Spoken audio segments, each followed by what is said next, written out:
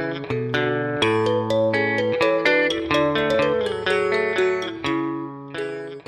anniversaires, c'est toujours pour faire le point de ce qui a marché, quels sont les progrès que nous devons à la Déclaration universelle des droits de l'homme et quels sont les reculs pour que nous puissions voir comment nous allons nous enraciner davantage dans l'esprit de la Déclaration universelle des droits de l'homme. Je me souviens qu'en 1998, à l'invitation de l'Organisation mondiale contre la torture, j'ai représenté les ONG africaines dans le même panel que Marie Robinson, à l'époque, qui était la haut-commissaire aux droits de l'homme. Et lorsque j'ai relu mon speech, ma présentation hier soir, elle est encore d'actualité. Elle est encore d'actualité, mais je pense que nous devons, encore d'actualité, parce qu'il y a encore les mêmes violations qui se perpétuent, qui s'enracinent même. Et nous avons également des États qui continuent à être dans le déni, alors que l'autre alternative pour le renforcement des droits de l'homme serait effectivement de former des alliances et de reconnaître que tout n'est pas parfait, mais qu'il est possible de faire mieux. Lorsqu'on voit ce qui s'est passé en Éthiopie dans l'espace de 6 mois, nous continuons à dire qu'en Afrique, la volonté politique peut effectivement changer beaucoup de choses. La charte africaine qui a été adoptée bien plus tard, en 1981, a été un peu conçue comme l'expression de la volonté des États africains de contribuer à l'universalisme des droits de l'homme en prenant à charge quelques spécificités culturelles africaines. Nous pouvons donc dire que la Déclaration universelle des droits de l'homme a été une source importante d'inspiration pour les rédacteurs de la Charte africaine. La commissaire Maya va certainement nous dire quels sont les articles qui ont été empruntés à la DIDH et qui sont encore pour nous des instruments de travail parce que nous élaborons des observations générales à partir d'un certain nombre d'articles pour renforcer la compréhension des États et des organisations de la société civile par rapport au contenu de la Charte. La Charte a également renforcé le contenu de certaines dispositions en les contextualisant. Et enfin, nous avons également cette coopération riche et multiforme entre les mécanismes africains des droits de l'homme et onusien, qui est déjà une exigence de la Déclaration universelle des droits de l'homme, mais qui a été matérialisée par la feuille de route qui nous vaut aujourd'hui justement d'être côte à côte et de réfléchir ensemble pour ce que nous pouvons dire et ce que nous pouvons faire autour de la Déclaration universelle des droits de l'homme. Je crois que le représentant de la société civile n'est pas là, mais le panel, oui, le panel que nous avons fait à l'occasion du Forum des ONG nous a démontré que cet instrument qui a été le plus traduit dans le monde reste encore inconnu. Est-ce qu'il a été traduit dans les langues africaines? Est-ce qu'il a été suffisamment vulgarisé au niveau de nos polices nationales, au niveau des juridictions? Je pense qu'il y a un travail de sensibilisation et c'est en cela justement que ces commémorations sont importantes et nous pensons que le 10 décembre, dans une ferveur continentale, chaque pays devra effectivement, chaque ONG, chaque mécanisme des droits de l'homme devra prendre à son compte cette commémoration pour faire vivre l'esprit, les normes, le contenu de la Déclaration universelle des droits de l'homme. Karel Savak disait que la Déclaration universelle des droits de l'homme a été un succès comme on en rencontre rarement dans l'histoire du droit international. Nous devons donc alimenter ce succès et faire en sorte que nous puissions effectivement, au moment où beaucoup d'États se replient sur eux, au moment où beaucoup d'États connaissent des conflits internes, nous devons voir ce qui nous réunit et ce qui peut constituer une force pour l'humanité et pour les individualités. Je voudrais m'arrêter là pour laisser la parole au modérateur Mahaman Gourou Sissé pour nous conduire dans ce panel en tenant les uns et les autres dans la limite du temps. Je vous remercie. Bonjour tout le monde. Merci Madame la Présidente. Mesdames et Messieurs les commissaires, Mesdames et Messieurs les représentants des États, Mesdames et Messieurs de la société civile, Mesdames et Messieurs des institutions internationales, tout protocole respectueusement observé. Il m'a été demandé de faciliter et pas de compliquer cette session. Et pour cela, j'ai besoin de la compréhension et de la participation de tout le monde. Puisque 1 heure de temps, vous convenez avec moi que ce n'est pas suffisant pour discuter d'un sujet aussi important. Mais comme Madame la Présidente a déjà balisé le terrain, l'idée ici, ce n'est pas de vous expliquer la Déclaration universelle puisque vous les pratiquez au quotidien, mais c'est plutôt d'échanger, de faire le point et de voir qu'est-ce qu'on peut faire pour améliorer. Peut-être avant de passer la parole aux panélistes, on en a 4, et à la commissaire Maya qui va parler. Elle est la seule à qui on a donné 7 minutes en réalité, positive, qui va parler des liens entre la Déclaration universelle et la Charte africaine. On aura M. Pacharo Kaira du Malawi, qui va nous dire un tout petit peu comment les dispositions de la Déclaration universelle ont été intégrées au niveau national, dans le cas du Malawi. Ensuite, Clément Voul, qui est rapporteur spécial des Nations Unies sur la liberté d'association et de réunion pacifique. Clément, tu as 3 minutes, va aussi nous dire un peu sa lecture de la situation. Et Sadiq Ignace, qui représente les ONG, le forum des ONG ici, aura aussi 3 minutes pour partager sa réflexion. Mais peut-être avant de passer la parole au premier orateur, permettez-moi de vous transmettre les salutations et les encouragements du nouveau commissaire des Nations Unies, Mme Michelle Bachelet, et tout son personnel, à l'ensemble des participants ici, mais aussi saluer votre engagement en faveur des droits de l'homme et vous féliciter pour tout ce que vous faites. C'est un travail continu, c'est une lutte continue. Les droits de l'homme, c'est l'affaire de tout le monde. Donc on est content de voir dans cette salle que tous les acteurs, en réalité, qui peuvent contribuer à l'amélioration de la situation des droits de l'homme sont dans cette salle. Donc j'espère qu'on va avoir de bonnes contributions, même si le temps qui nous est imparti est relativement court, mais comme on dit en anglais, short and sweet. Donc on pourra le faire, Inch'Allah, dans le temps qui nous a été imparti. Sans trop de protocole et sans tarder, avec votre permission, je passe la parole à Madame la commissaire Maya. Comment ça a changé? Ok, peut-être que je vais donner au représentant de l'État d'abord. Allez, ok, peut-être M. Kaira Pacharo, if you can take the floor. Thank you. Thank you very much. Good morning.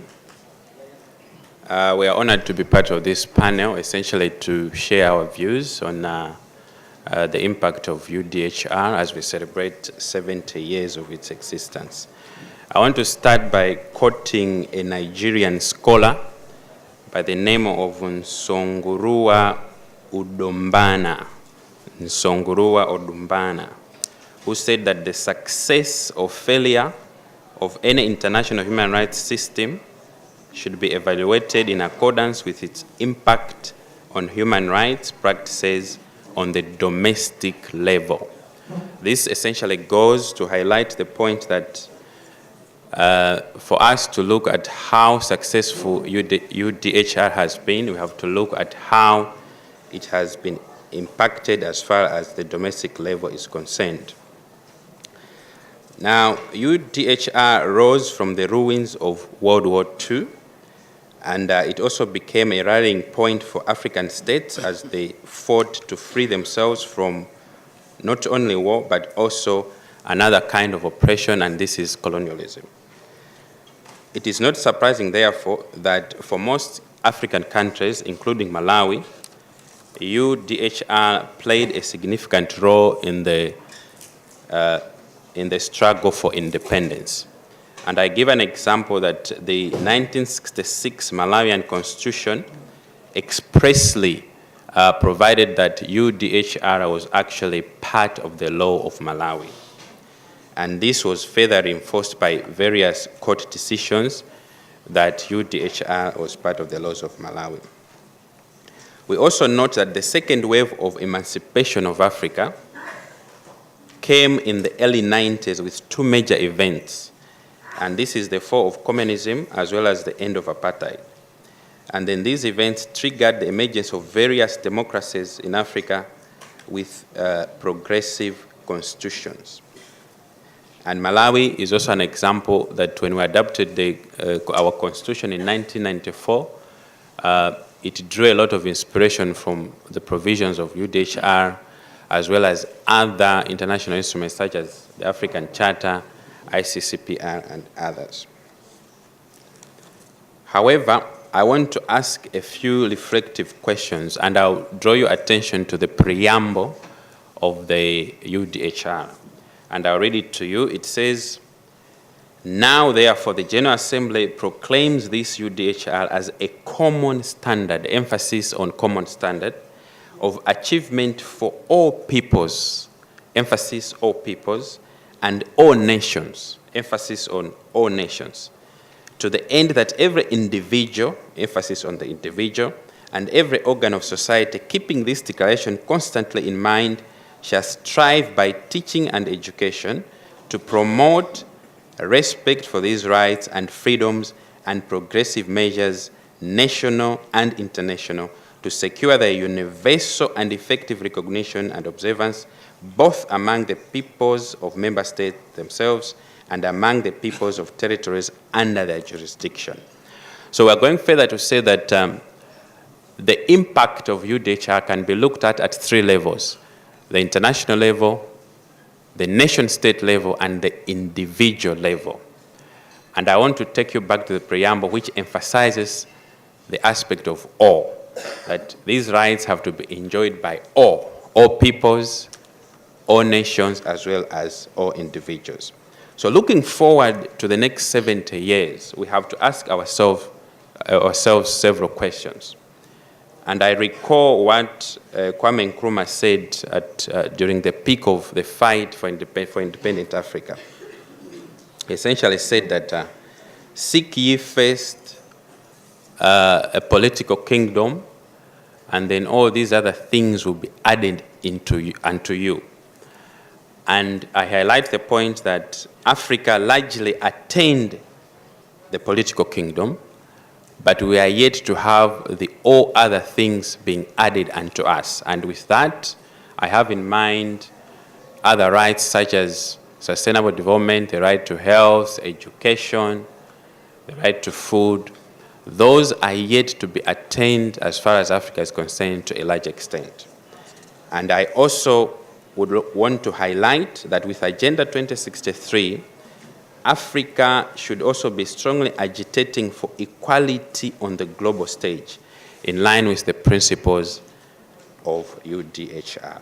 So we are saying that 70 years after UDHR, we should ask ourselves, with the preamble of UDHR in mind, which says all peoples, all nations, all individuals.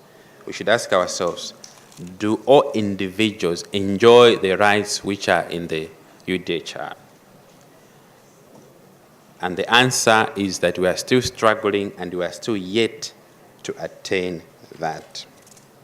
And in conclusion, I say that unless all peoples, all nations, and all individuals fully enjoy these rights, the political kingdom which we have attained as independent Africa, and as Kwame Nkrumah said, will remain a shell. So in the next 70 years, let us as Africa emphasize on socio-economic rights, because we have already attained the political kingdom. Thank you so much. Thank you very much indeed for your contribution. Before handing over to Commissioner Maya, may I kindly ask to the video show, we have 2 minutes clip that we would like to show you, and before going to Commissioner Maya, thank you. So take action and stand up for human rights. With that, we'll hand over to Commissioner Maya. Commissioner Maya, vous avez la parole. Vous avez 7 minutes. Merci beaucoup, monsieur le modérateur. Je vais donc sans plus tarder, puisque je bénéficie d'une discrimination positive par rapport aux autres conférenciers, je vais avoir 7 minutes. Je pense pouvoir les utiliser pleinement.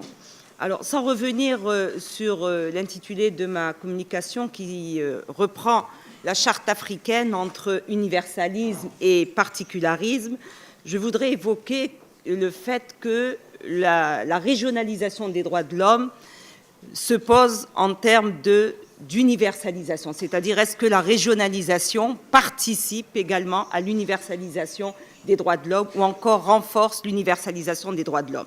Je crois que c'est à cette question que je vais devoir répondre par rapport à la Charte africaine des droits de l'homme et des peuples. Tout d'abord, en revenant au contexte historique de la Charte africaine des droits de l'homme et des peuples, qui, à l'heure actuelle, a une durée de vie depuis 32 ans, alors que la Déclaration universelle des droits de l'homme, elle, a déjà 70 ans, il faut dire que ça a été un tournant historique dans l'histoire des pays africains, c'est-à-dire la véritable prise de conscience des États africains d'asseoir la protection des droits de l'homme sur un socle de normes communes. Il y a tout d'abord un changement d'époque et également un changement dans l'histoire de l'Afrique. Il faut également évoquer qu'à la même époque, il y avait une prolifération des instruments en la matière, et on se posait la question de savoir est-ce que cette prolifération des instruments en la matière, notamment sur le plan régional, n'emportait pas une relativisation de l'universalisation. La réponse, nous pouvons la trouver au niveau de la Charte africaine des droits de l'homme et des peuples, qui marque la volonté de l'Afrique libérée dans les années 60, déjà, à s'affirmer comme un continent qui va se réapproprier la centralité de la question des droits de l'homme et également de la dignité humaine. La Charte apparaît ainsi comme l'expression d'une civilisation, celle d'une Afrique qui revendique une conception nouvelle des rapports sociaux, et elle s'enracine dans la culture africaine beaucoup plus profonde. Si je devais reprendre les articles essentiels de la Charte africaine des droits de l'homme et des peuples, je les inscrirai tout d'abord dans ce que j'appelle la prise en compte de l'héritage normatif universel à travers la Charte africaine des droits de l'homme et des peuples. Je citerai quelques éléments. Tout d'abord, les articles qui sont relatifs aux droits de l'homme, parce que la Charte va développer des spécificités que j'évoquerai par la suite. Tout d'abord, les droits de l'homme. Il y a à peu près 16 articles de la Déclaration universelle des droits de l'homme qui sont repris dans la Charte africaine des droits de l'homme et des peuples. Donc, comment s'est opérée cette articulation entre régionalisme et universalisme? Je vais vous donner quelques éléments, dans la mesure où les 16 premiers articles de la Charte, justement, consacrés à un certain nombre de droits de l'homme, reposent sur soit des adaptations de la Déclaration universelle des droits de l'homme, soit une réécriture. Je vais vous donner quelques exemples de ces articles pour planter le décor. Déjà, l'article 2 de la Charte africaine reprend et reconnaît également l'article 2, paragraphe 2 de la Déclaration universelle des droits de l'homme. L'article 3 de la Charte, qui énonce le principe d'une totale égalité devant la loi, est une réécriture de l'article 7 de la Déclaration universelle des droits de l'homme. L'article 4 de la Charte, qui proclame l'inviolabilité de la personne humaine, le droit au respect de la vie et à son intégrité physique, est inspiré de l'article 3 de la Déclaration universelle. L'article 5 de la Charte africaine, qui exige le respect de la dignité humaine et de la reconnaissance de sa personnalité juridique, est reformulé en combinaison avec l'article 4 et 5 de la Déclaration universelle. L'article 6 de la Charte africaine, qui reconnaît le droit à la liberté, à la sécurité de l'individu, reprend les dispositions de l'article 9 de la Déclaration universelle des droits de l'homme. L'article 7 de la Charte africaine, qui est consacré au droit à la justice, à la présomption d'innocence, à la défense et à être jugé dans un délai raisonnable, rassemble les dispositions des articles 8, 10 et 11 de la Déclaration universelle. Je vais citer également l'article 9 de la Charte africaine qui est relatif à la liberté d'information et d'opinion et lui-même inspiré des dispositions de l'article 19 de la Déclaration universelle des droits de l'homme. L'article 10 de la Charte africaine ne correspond d'ailleurs à aucune disposition de la déclaration, laquelle peut être également associée à ce qu'on appelle les autres libertés, notamment la liberté d'association, la liberté syndicale, que l'on retrouve à l'article 23, alinéa 4 de la déclaration. Parallèlement, l'article 11 de la Charte apparaît à première vue comme une adaptation de l'article 20 de la Déclaration universelle des droits de l'homme. L'article 12, quant à lui, combine plusieurs dispositions de la déclaration. L'article 12 étant lié à la liberté de mouvement, au droit d'asile, aux expulsions des étrangers. Pour en finir, je dirais également que l'article 13 de la Charte africaine, qui garantit le droit de tous les citoyens de participer librement à la direction des affaires publiques, se lie également avec le paragraphe 3 de l'article 21. L'article 14 de la Charte africaine relatif à la garantie du droit de propriété est une adaptation de l'article 17 de la Déclaration universelle. L'article 15 de la Charte, qui apparaît à première vue comme une adaptation de l'article 23 de la Déclaration, il a en réalité deux dispositions qui ont une fausse parenté avec la Déclaration universelle, mais je ne rentrerai pas dans le détail. Donc voilà un petit peu évoqué les pratiquement 16 dispositions de la Charte africaine des droits de l'homme et des peuples qui reprennent en grande partie, soit par une rélecture, soit par une réadaptation, les dispositions de la Déclaration universelle des droits de l'homme. En ce qui concerne les principes, tous les principes qui sont contenus dans la Déclaration universelle des droits de l'homme sont également évoqués comme étant des principes de base de la Charte africaine des droits de l'homme et des peuples. Je cite notamment l'égalité et la non-discrimination, tout ce qui concerne les droits civils et politiques que je viens évoquer, une grande partie également de certains droits économiques, sociaux et culturels. Quelle en est maintenant la spécificité tirée de la Charte africaine? On a parlé du relativisme régional qui est entré en confrontation avec l'universalisme à partir de la conférence de Vienne en 1993, lorsqu'il a fallu notamment revisiter certains instruments internationaux relatifs aux droits de l'homme. Il y a eu deux courants qui se sont manifestés à Vienne en 1993. Le courant qui prônait l'universalisme des droits de l'homme et un courant qui, au contraire, disait que l'universalisme pouvait s'accommoder du particularisme des droits de l'homme.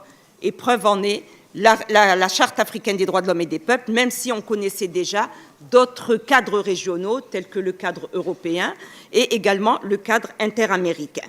Pour ce qui est des spécificités de la Charte africaine, il faut dire que l'enracinement reste l'enracinement de la Déclaration universelle des droits de l'homme, mais il y a, à travers la Charte africaine des droits de l'homme et des peuples, une volonté d'enracinement dans ce que j'appelle la culture et le contexte africain.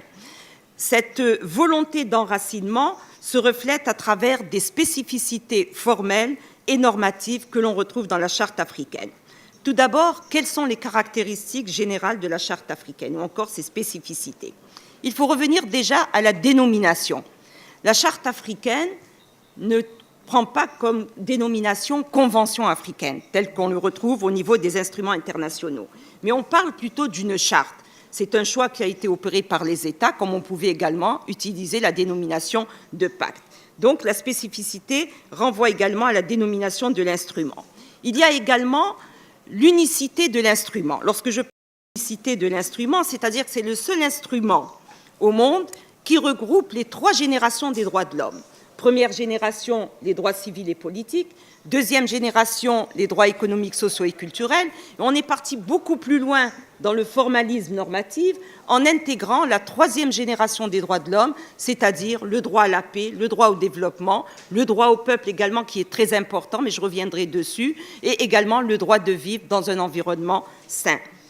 Une autre spécificité de la Charte africaine et qui se dégage justement de la Déclaration universelle des droits de l'homme, c'est le dualisme que l'on retrouve entre l'inscription de droits et également de devoirs. Il n'y a pas d'instrument universel qui renvoie aux devoirs de l'individu ou aux devoirs des États. Il y a surtout dans la Charte africaine ce dualisme, ce croisement entre l'exigence d'obligations à l'endroit des États, qui constituent donc des droits pour les individus, mais il y a également une exigence réciproque en matière de devoirs, soit des devoirs de l'individu envers l'État, soit également l'État envers la famille, envers la communauté. Donc ce dualisme, encore une fois, est une des spécificités de la Charte africaine. Il y a également d'autres originalités normatives qu'il faut évoquer, c'est la référence notamment aux droits des peuples. La référence, puisqu'on dit la Charte africaine des droits de l'homme et des peuples, les instruments internationaux ne prennent en charge que la référence aux droits de l'homme. La Charte africaine va beaucoup plus loin parce qu'elle s'inscrit, comme je l'ai dit précédemment, dans un contexte de libération du continent africain. La référence aux droits des peuples renvoie à ce qu'on appelle des droits collectifs, c'est-à-dire c'est le droit des peuples à disposer d'eux-mêmes dans la mesure où certains peuples ne sont pas encore constitués en État et que ce droit des peuples permet aux peuples sous domination étrangère, les peuples colonisés, d'accéder au statut d'État indépendant par l'exercice du droit des peuples à disposer d'eux-mêmes. Il faut dire que la référence au droit des peuples à disposer d'eux-mêmes n'est pas exclusive de la Charte africaine, mais renvoie à un certain nombre de résolutions, notamment la résolution 1514 de l'Assemblée générale des Nations unies. Le deuxième volet de la référence aux droits des peuples, dans ce que j'appelle l'originalité normative, c'est la référence aux droits des peuples à disposer de leurs richesses et de leurs ressources naturelles. Là encore, l'emprunt est fait à la résolution 1803 de 1962 qui renvoie aux droits des peuples à disposer de leurs ressources naturelles. Sans oublier également la référence à la résolution 2625 de l'Assemblée générale des Nations unies. Donc autant d'originalités qui marquent la spécificité et également ce que j'appellerais le relativisme normatif en ce qui concerne la Charte africaine. Pour terminer très rapidement, je voudrais évoquer le fait que la Charte africaine reste quand même le pilier essentiel du système régional de protection des droits de l'homme. Je dis bien le pilier essentiel, mais non exclusif. Pourquoi ? Parce qu'il y a eu également une dynamique normative, une évolution normative, un développement substantiel d'autres instruments des droits de l'homme à l'appui de la Charte africaine. Et je donnerai comme exemple à partir du protocole de Maputo sur les droits de la femme en Afrique, qui reprend non seulement les règles universelles, mais reprend également les spécificités culturelles et religieuses qui s'inscrivent dans le cadre africain. Il y a eu également le développement du protocole relatif à la création de la Cour africaine des droits de l'homme et des peuples. Ça, c'est également une spécificité. Nous avons également le développement d'autres protocoles, protocole sur les personnes âgées, nous en avons parlé, le protocole également sur les personnes handicapées. D'autres protocoles sont en cours, je pense notamment au protocole sur le droit à la sécurité sociale et à la garantie, notamment de la sécurité sociale, un protocole qui interviendra parce qu'il y a eu des omissions dans la Charte africaine, c'est notamment le projet de protocole qui sera bientôt adopté sur le droit à la nationalité et les aspects spécifiques de ce droit sur le continent africain. Donc autant de développements substantiels qui marquent également ce que j'appellerais les poches oubliées au sein de la Charte africaine des droits de l'homme et des peuples. Pour terminer, Monsieur le modérateur, je voudrais tout simplement dire que très souvent, cette confrontation qui a eu lieu entre universalisme et notamment particularisme est au contraire un complément au renforcement des droits de l'homme, même si il faudrait également parler du fait que le relativisme religieux, le relativisme culturel se retrouve dans un certain nombre de nos textes africains. Mais il est sûr que le regard croisé que nous portons entre la Déclaration universelle des droits de l'homme et la Charte africaine renvoie effectivement à des défis qui nous attendent sur le plan de la promotion et de la protection des droits de l'homme. Je vous remercie. Merci, commissaire Maya. Je n'ai pas osé la couper, c'était tellement intéressant. Merci de nous avoir brillamment rappelé les complémentarités, similitudes et spécificités entre la Déclaration universelle et la Charte africaine des droits de l'homme et des peuples. Sans trop tarder, je passe la parole à mon ami Clément Woul, qui représente les mécanismes onusiens à ce panel. Clément, tu as 3 minutes. Merci monsieur le facilitateur. Je voudrais d'abord, à l'entame de mes propos, remercier la Commission africaine des droits de l'homme et des peuples pour l'invitation qui m'a été adressée pour prendre part à ce panel de célébration des 70 ans de la Déclaration universelle des droits de l'homme, mais aussi pour le soutien que j'ai reçu de cette commission depuis ma nomination en tant que rapporteur spécial des Nations unies en charge de la liberté d'association et de réunion pacifique. 70 ans, c'est une période importante. C'est certainement l'heure de la célébration, mais aussi l'heure du bilan. Et vous conviendrez avec moi que une des choses que la Déclaration universelle des droits de l'homme a fait, c'est de proclamer des valeurs qui sont partagées aujourd'hui par nos sociétés, à savoir l'égalité et la non-discrimination basée sur le sexe, la religion ou l'origine ethnique, mais aussi la dignité qui est inhérente à l'espèce humaine. Ceci veut dire que chaque être humain, en tant qu'être humain, jouit des droits fondamentaux. 70 ans après, il faut aussi reconnaître que des progrès ont été réalisés, surtout dans la vulgarisation de la déclaration qui a été traduite en plusieurs langues. Et la déclaration aussi a eu l'avantage d'avoir influencé pas mal de normes au niveau international et au niveau régional, comme vient de le souligner Madame la commissaire. Mais il faut aussi reconnaître qu'après 70 ans, nous faisons encore face à des défis. En effet, l'actualité mondiale est là pour nous rappeler que l'égalité entre l'homme et la femme reste encore un défi, que la discrimination basée sur le sexe, la race, la religion, l'appartenance politique, et j'en passe, est le fléau quotidien de notre monde. Nul ne peut ignorer aujourd'hui que la plupart des conflits qui secouent notre planète est essentiellement dû au non-respect des droits de l'homme, de l'absence de démocratie et de l'état de droit. Or, c'est exactement ce que cette déclaration préconise, le respect des droits de l'homme comme un facteur de paix et de stabilité mondiale. La déclaration dispose en son article 20 que toute personne a droit à la liberté de réunion et d'association pacifique et que nul ne peut être obligé de faire partie d'une association. Même si ce droit est aussi garanti par les articles 10 et 11 de la Charte africaine des droits de l'homme et des peuples et beaucoup de constitutions des États partis, dans la pratique, l'exercice de ce droit connaît des entraves graves dans certains pays à travers des limitations injustifiées. Pourtant, le droit de réunion pacifique et d'association est un pilier fondamental de toute démocratie et de l'état de droit. Ce droit permet aux individus de s'organiser pour participer à la gestion des affaires publiques, de manifester leur satisfaction ou non à la manière dont les affaires sont gérées. C'est quand la jouissance de ce droit est pleinement garantie que la société civile peut effectivement contribuer à l'édification d'une société paisible, inclusive, développée, démocratique et respectueuse des droits de l'homme.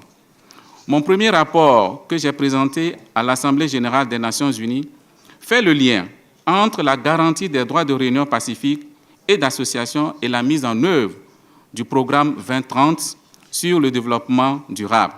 Ce programme est une promesse de bâtir des sociétés justes et inclusives, protégeant les droits humains, promouvant l'égalité des sexes et l'autonomisation des femmes et des filles et protégeant la planète de ses ressources. C'est d'ailleurs l'idéal que prône la Déclaration universelle des droits de l'homme. C'est donc un programme des peuples et nécessite la participation de tous, y compris la société civile, dans la réalisation de ces objectifs. Pour ce faire, il faut créer des conditions idoines pour l'exercice du droit de réunion pacifique et d'association. Les États doivent éviter des restrictions injustifiées et disproportionnées et non conformes au droit international. C'est pour cela que je déplore les mesures récentes prises par un État partie d'interdire les activités des ONG pour une période donnée. Au-delà de l'impact négatif que ces mesures pourraient avoir sur ces ONG, c'est les populations vulnérables et les laissés pour compte que tentent de ramener ou que tentent de protéger le programme 2030 qui bénéficie de l'action des ONG qui paieront le lourd tribut. Il est important, 70 ans après, que les États se réengagent vis-à-vis des valeurs et idéaux prônés par la Déclaration universelle des droits de l'homme. Pour notre part, en tant que procédure spéciale, nous essayons de vulgariser cette déclaration, d'utiliser les principes que cette déclaration prône pour rappeler aux États leur engagement. Ceci passe aussi par la création des mécanismes au niveau national pour la mise en œuvre des engagements pris par les États sur la question des droits de l'homme. je voudrais terminer mes propos en soulignant que chaque célébration de la Déclaration universelle des droits de l'homme doit être aussi un examen des efforts que nous faisons dans nos pays respectifs pour que l'être humain soit au centre du développement, pour que les droits de l'homme soient un facteur, soient un pilier important pour le développement de nos pays. Je vous remercie. Merci Clément pour cette présentation. Je passe la parole à Sadiq Niass. Sadiq. Merci, Président. Tu as 3 minutes. Hein? D'accord. En 3 minutes, je vais essayer de résumer mes idées. En disant d'abord que 70 ans, c'est l'âge de la sagesse. Et la Déclaration universelle des droits de l'homme, en 70 ans, est passée d'une simple déclaration à un instrument dont l'importance n'a rien à envier aux instruments juridiques internationaux contraignants. Et le cadre normatif a évolué énormément. Et on l'a cité ici, la Charte africaine des droits de l'homme et des peuples a repris bien des dispositions de la déclaration. Et même des États l'ont constitutionnalisé en l'intégrant dans le préambule de leur constitution. Aujourd'hui, 70 ans après, nous ne devons pas oublier que la DUDH a été élaborée et adoptée dans un contexte d'après-guerre, comme un moyen de dire plus jamais ça, à la mémoire des millions de personnes victimes de barbarie et autres actes inhumains dégradants. Considérant qu'il est essentiel que les droits de l'homme soient protégés par un régime de droit pour que l'homme ne soit pas contraint en suprême recours à la révolte contre la tyrannie et l'oppression. Cette disposition du préambule sonne comme un rappel pour tous ceux qui seraient tentés aujourd'hui de penser qu'ils peuvent impunément bafouer la dignité humaine ou violer les droits de l'homme. Interprété autrement, on peut dire que la Déclaration universelle, le respect des droits de l'homme, participe à l'instauration de la paix et de la stabilité.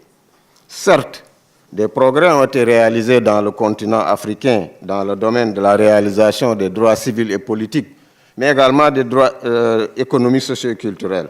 Au niveau continental, nous avons assisté, comme disait Mme Maya tout à l'heure, à une prolifération des instruments juridiques, mais également à la mise en place d'institutions et d'organes, en tout cas chargés de la promotion et de la protection des droits de l'homme, tels que la Commission africaine des droits de l'homme, la Cour africaine, le Comité africain sur le droit et le bien-être de l'enfant, les organes sous-régionaux de protection.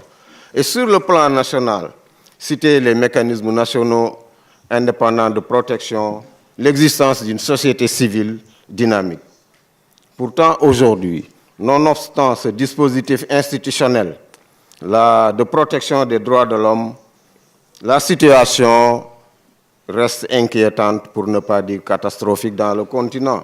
Et cette situation est marquée, on l'a dit, par des violations massives des libertés fondamentales telles que les libertés d'expression, de manifestation, les droits à la vie, les arrestations arbitraires, pour ne citer que cela.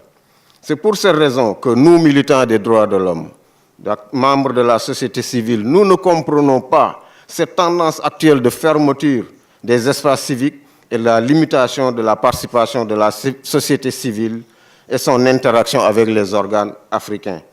La restriction de la participation civique compromettra à coup sûr les acquis dans le continent en matière de protection des droits de l'homme. Si on sait que parmi les affaires qui ont été en tout cas soumises à la Commission, à la Cour et au Comité africain, 90% de ces cas ont été soumises par la société civile. Pour conclure, je voudrais seulement rappeler que la Déclaration universelle des droits de l'homme, en proclamant l'universalité des droits de l'homme, cherche à ce que les droits individuels et collectifs bénéficient à tous les êtres humains sans distinction de race, de sexe, de croyance, d'opinion politique, de nationalité, d'orientation sexuelle ou de classe sociale. Enfin, il est important de noter qu'au-dessus de la souveraineté des États et des particularismes qui sont souvent évoqués pour motiver les décisions visant à limiter la jouissance des droits et des libertés fondamentales, il y a les valeurs universelles, telles que l'état de droit, l'égalité, la non-discrimination, l'universalité, la dignité humaine, qui devraient constituer des lignes rouges à ne pas franchir, quelle que soit la situation. Je vous remercie de votre aimable attention. Merci beaucoup. C'était là la liste des orateurs pour ce panel. Les organisateurs m'ont fait comprendre qu'en réalité, c'est l'heure maintenant. On a pris un petit retard, mais je vais demander leur indulgence si on pouvait avoir ne serait-ce que 2 minutes. Parce que, grosso modo, ce qui a été dit, c'est que les dispositions de la Déclaration universelle sont encore d'actualité. Et que beaucoup a été fait. Mais il reste encore beaucoup à faire. Donc, je vous invite donc, pour peut-être les 2 minutes qui nous restent, à réfléchir ensemble sur les défis et opportunités qui se présentent pour pouvoir avancer dans la promotion et la protection des droits de l'homme. Mais je vous invite aussi à vous engager. Il y a sur vos tables, vous trouverez un truc comme ça, une petite carte postale, où vous vous engagez à promouvoir et à défendre les droits de l'homme, vos droits et les droits des autres. Donc pour ceux qui veulent, si vous pouvez signer cette carte, et nous on va la collecter, on va le mettre sur le site, et puis on va faire le suivi, être sûr que vous vous engagez réellement pour promouvoir et protéger les droits de l'homme. Sans trop tarder, je donne la parole à qui veut la prendre dans la salle, mais on a 10 minutes. Ce n'est pas suffisant, mais c'est déjà quelque chose pour commencer. Je vois Khan, de l'autre côté. Lesotho, Khan, vas-y, Brahima. Merci, Monsieur le Président. Je voudrais juste ajouter ma voix à celles qui m'ont précédé pour féliciter les Nations Unies pour cette célébration et surtout relever que le texte que nous célébrons aujourd'hui est à l'origine de tout ce que nous faisons en matière des droits de l'homme depuis 1945. Et à cet égard, je voudrais insister sur un point, l'article 30. Je veux que tous ceux qui sont ici le relisent et je vais le faire. L'article 30 dit ceci: aucune disposition de la présente déclaration ne peut être interprétée comme impliquant pour un État, un groupement ou un individu un droit quelconque de se livrer à une activité ou d'accomplir un acte visant à la destruction des droits et des libertés qui y sont énoncés. J'ai repris cette disposition parce que nous sommes dans un contexte de célébration, mais aussi dans un contexte où la seule organisation, la seule structure qui s'occupe sur le plan continental de la protection et de la promotion des droits de l'homme en Afrique est en danger. En danger parce que les États veulent faire à cette structure ce qu'elle n'est pas censée faire. Elle est censée protéger les droits de l'homme, mais les États pensent qu'elle est d'abord censée protéger leurs intérêts.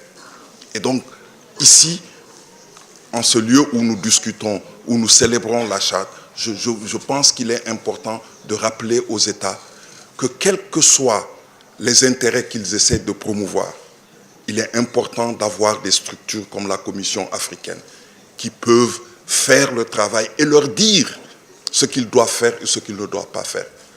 Détruire une institution comme celle-là, c'est vraiment faire le contraire de ce que la Déclaration universelle des droits de l'homme a essayé de promouvoir. Et c'est pour cette raison que j'en appelle à tous les États ici présents de garder à l'esprit que ces droits ne peuvent être respectés que sous nous avons des mécanismes indépendants, impartiaux et qui leur disent ce qu'ils sont en train de faire et comment ils doivent le faire.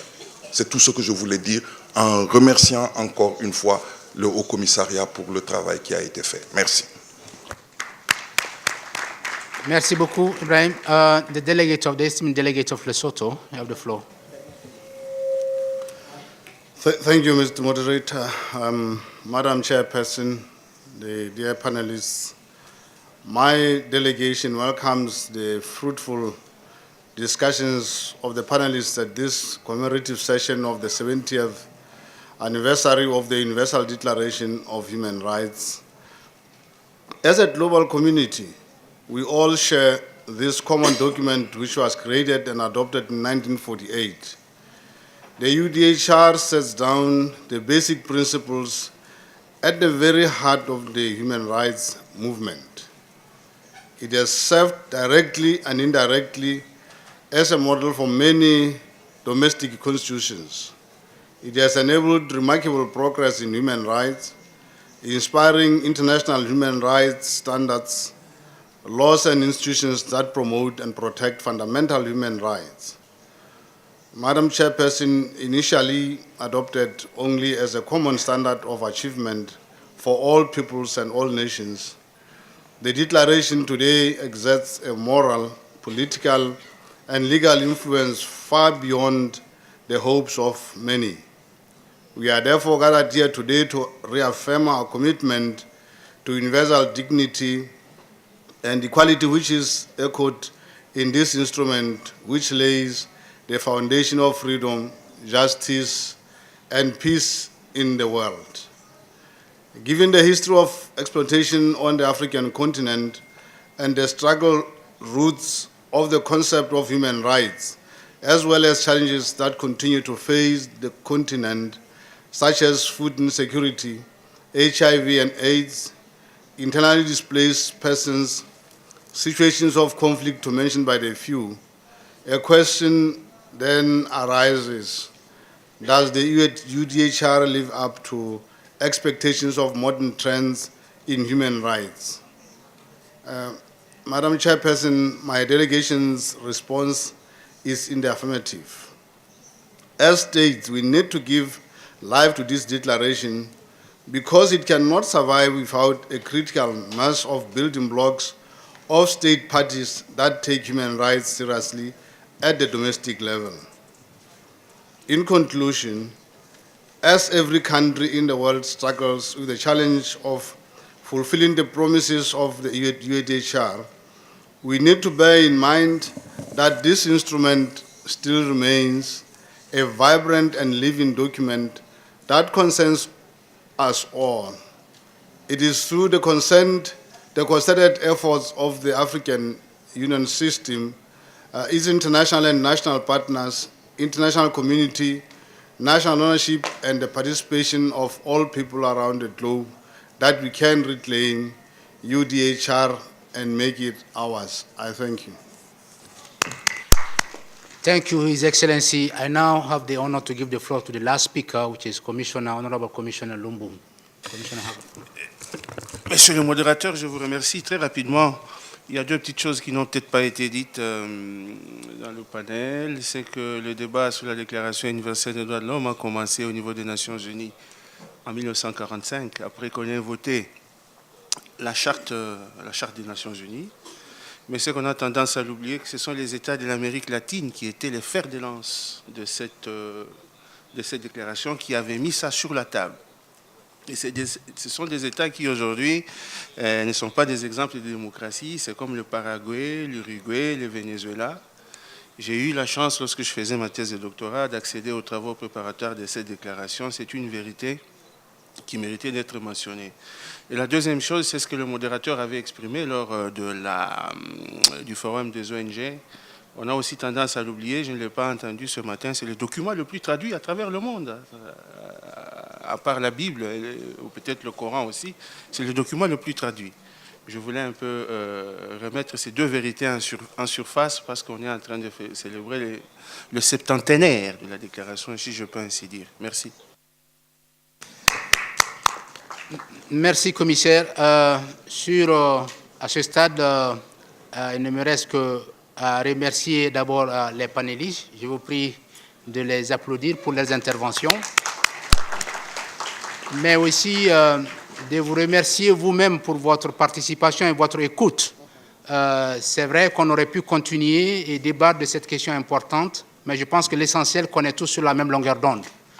Ce qu'on dit, c'est que les droits de l'homme, c'est une lutte continue. Les 30 articles qui sont dans cette charte, la Déclaration universelle des droits de l'homme, ne sont mis en œuvre nulle part au monde. Il faut continuer à se mobiliser et à faire plus pour que ça soit une réalité. Et comme j'ai dit, n'oubliez pas de prendre l'engagement. Je vous invite à signer cette petite carte. Nous allons la récolter et puis garder. Et peut-être qu'on fera l'évaluation l'année prochaine pour voir s'il y a eu des progrès ou pas. Encore une fois, merci beaucoup à la Commission africaine des droits de l'homme et des peuples pour nous avoir associés à cette importante célébration. Et je réitère encore une fois l'engagement du Haut-Commissariat à continuer à travailler avec vous, avec l'UA et les États membres la société civile, tous les acteurs pour que ces principes soient une réalité dans la vie quotidienne de tous nos concitoyens. Je vous remercie encore une fois et je ne sais pas si c'est l'heure de l'appétit ou pas. Merci, merci aux modérateurs et aux panélistes qui ont pu tenir dans le temps. C'est vrai qu'il y a beaucoup de choses à faire, mais je pense que ce qui reste à faire, c'est de le faire au niveau national. Vulgariser la DDH. Je sais qu'au Mali, il y a un espace qui est dédié à justement commémoration de la Déclaration universelle des droits de l'homme, où le 10 décembre, tout le gouvernement est là et ils sont interpellés par les citoyens en direct à la télévision nationale. Donc je pense qu'il y a beaucoup d'initiatives qui peuvent être faites autour de la Déclaration universelle des droits de l'homme, de façon effectivement à ramener tout le monde dans l'esprit de cette déclaration. Je vous remercie. Là, je vais appeler les panélistes.